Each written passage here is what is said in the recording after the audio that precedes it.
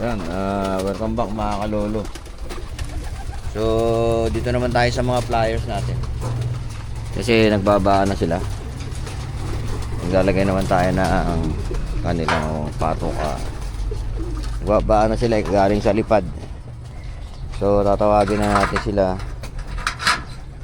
bago kumain. Pagkatapos natin doon sa kabila, dito naman. Pero bago ako pumunta ron, nilolopfly ko na sila. Para pagbalik ko, kakain na lang sila.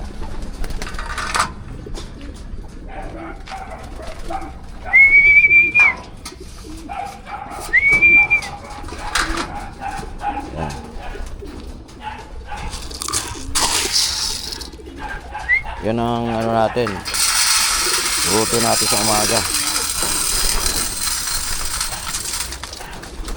sa kalapate.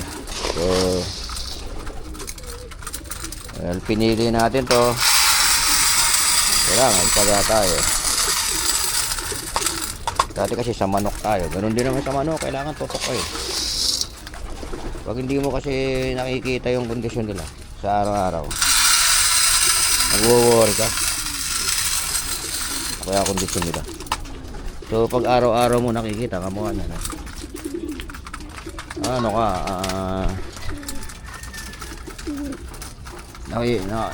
tab dito, kailangan araw-araw mo silang obserbahan. Kung kita mo kung merong malungkot, alalaman mo agad. Pag may malungkot dyan, alalaman mo agad may sakit. So kailangan hiwalay mo na agad.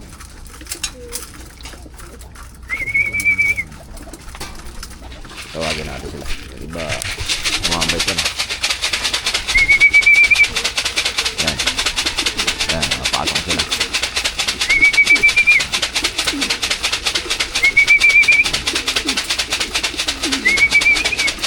Yan, kahit na mainit ang araw, kaya tayo. So, wala namang ano eh. Wala namang libangan na hindi ka maghihirap. Hindi ka magsasakripisyo ng oras. Dito talaga oras eh. Pero mo umaga, hapon, kailangan ano yan. Kailangan mo silang puntahan. Nilofly, yung mga flyers, umaga at hapon kaya nilolofly. Kaya nakapasok na yata lahat. So ito, ano to eh, yung natanggal na natin yung ibang hindi natin gagamitin. So, yung natira dyan, 30 na lang yan.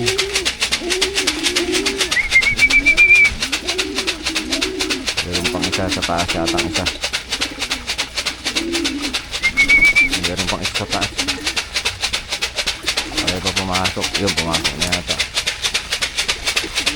Ay, meron pang isa. Hindi sila sanay yung stick yung mga kalapate ko.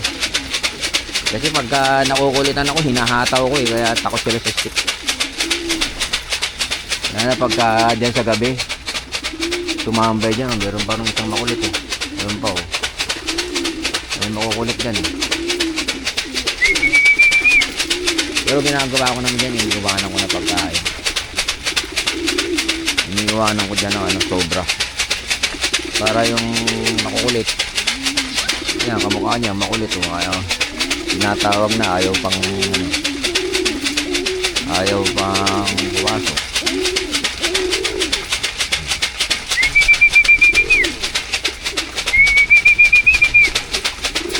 So para na naman siguro 95% nagre-respond sa tawag natin pagkakain. Kasi kasi ito 29 pa lang ito, yung isa nandun eh, ginamot ko yung sugat sa tuka niya. Kinalkal ko muna yan, tapos sinaksahan ko ng antibiotic na injectable. So mukhang malakas naman siya, mamaya makikita natin. Kasi meron pa rin tayo rito mga stock eh. Saka nakasalang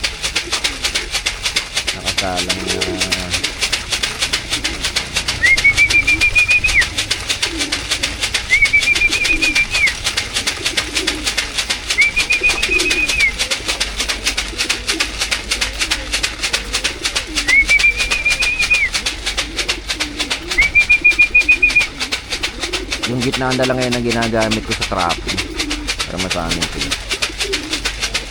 Dati kasi dalawa, ngayon isa na lang. sabihin, pagpunta nila dyan, di na sila magagagala, pasok agad. Kasi maliit lang yung ano nila, landing board. Ganun yung aking ano, observation. Mas mabilis sila pumasok. So,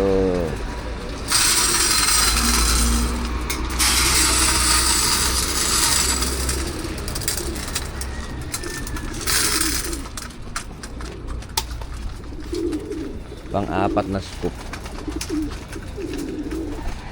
Ano sila, one time feeding lang, sa umaga ko lang sila pinapakain. Pagka ano yan, sa hapon low play pa rin, pero hindi ko na sila pinapakain. Hayaan ko na lang silang pumasok dyan. Mapasok naman sila eh, pagkatasawa nilang tumambay dyan at lumipad sa hapon. Ano, tawag dito, pumapasok rin sila. Meron na lang dalawang may halak yan. Yung puti na may halak yan. So mamaya baka subuan natin yan. Check natin ulit sila. Yung nilagyan natin ng clip ring. Dalawa may halak dyan. Nilagyan natin clip ring na kulay green. Ayan. Clip ring na green yan. Yung isa. Ayan, meron green din siya. Dalawa yan.